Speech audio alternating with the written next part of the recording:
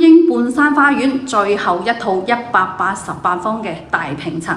嗱，我依家就喺第5座，咁呢套單位呢，就係301嘅，每一層2個梯2戶，188方係4房嘅。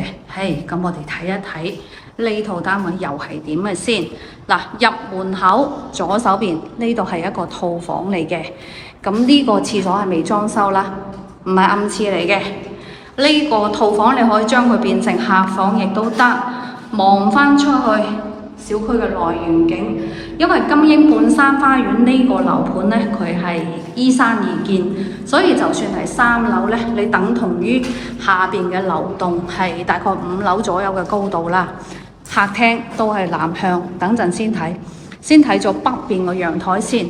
呢度係飯廳啊，廚房喺呢個位，要自己裝修㗎吓。咁呢個係我哋嘅後陽台，生活陽台啦。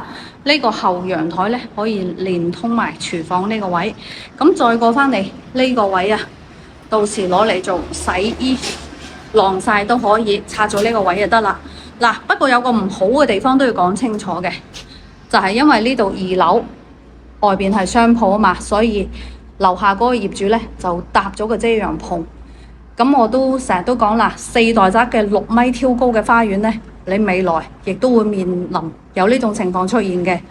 咁我哋點處理啦嚇？如果買呢套單位，以魔法打敗魔法，同樓下嘅業主傾一傾嚇，加固個上蓋，將呢個欄可拆咗佢，延伸出去。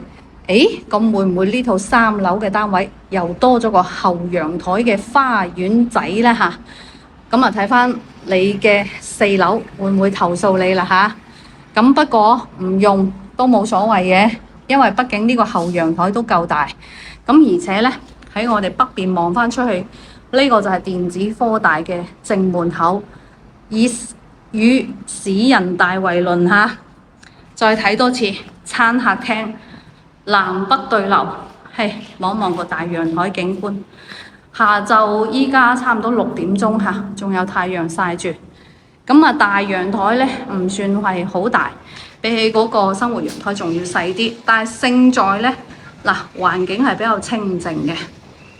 中意呢個地段嘅話，你就忍受一下佢嘅格局啦嚇。咁但係講真啦嚇，188方4個房，雙套房都夠用嘅。咁過返嚟呢，左右兩邊都有房。先睇咗北邊嘅房先，北邊入嚟呢個係一個套房，套廁呢個位嚇，望翻住電子科大呢個位置嘅，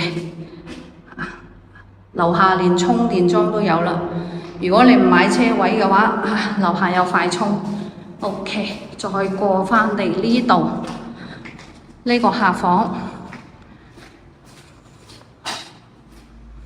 咁嘅景，再過返嚟，哇！2樓呢個好爽喎，你睇下，2樓呢個花園好爽喎，種咗檸檬，種咗好多花草喎。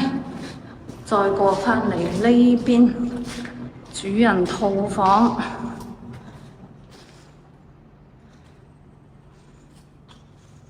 睇晒啦呢套單位。價錢250萬有找，有興趣嘅揾我攞價，係咁啦，拜拜。中山買樓唔使周圍供，揾敏姐姐，中山置業導航喺中山做咗23年，土生土長嘅本地人，講得一口流利嘅粵語，同你交流零障礙，而且中立客觀。拜拜，得閒飲茶。